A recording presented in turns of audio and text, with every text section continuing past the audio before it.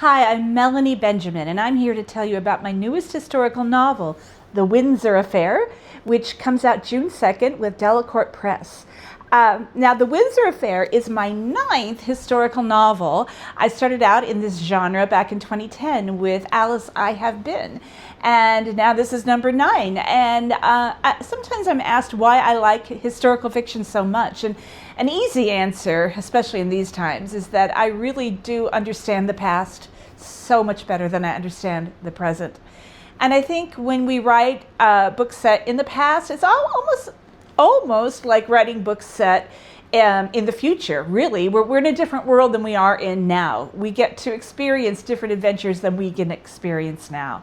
And I think I've done that with all my novels. I have found basically I'm drawn to women whose stories may be somewhat known to us today or completely forgotten because of the men in their lives who have maybe told their stories, or they've just been forgotten by history because history is so frequently written by men.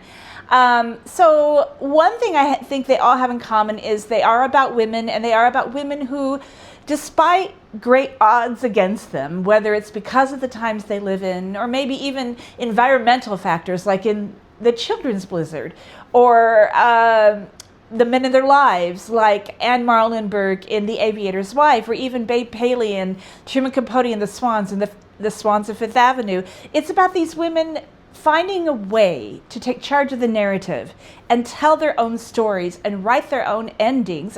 And they're not always happy endings, but I do hope that we can always relate to them in some way.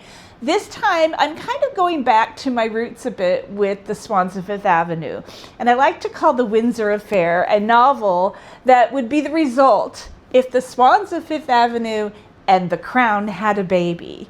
This is a book about the abdication of 1936 and about the two women at the very heart of it. The American divorcee Wallis Simpson and the perfect British Rose in Elizabeth Bowes-Lyon. And these two women, as a result of this history-making event, they became bitter enemies for life. And there is something delicious about a good old-fashioned bitter rivalry between two very smart, very strong, very acid-tongued ladies. There's also, a lot of family drama inherent in this. It's like, what would happen when brothers become estranged, only they're royal brothers? Well, it seems to be happening almost every generation with the Windsors, as it did in 1936. But ultimately, at the end of this kind of epic novel, because we go from 1936 up until the 1990s, and we experience World War II, obviously the abdication, and glittering café society, and royal balls, and coronations, and fashion galore, and jewels galore, and World War II. At the end of this, I think these two women discover that had they met under different circumstances, they might actually have been friends rather than the bitterest of enemies, because they were so very much alike.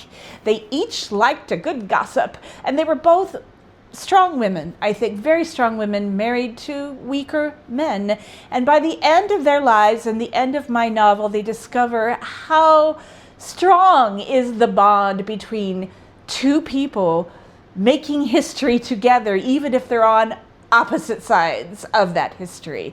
I loved writing The Windsor Affair. I love writing all my novels. They all seem to, come in different times of my life when I'm feeling different things in my life, and I have different experiences writing them. This one was just simply like, eavesdropping at a very gossipy cocktail party at the Ritz in London, and it was a lot of fun to write. I hope it'll be a lot of fun to read, for people who love the royal family, who love the crown, who loved my previous novel, The Swans of Fifth Avenue. I really think this is the book for you.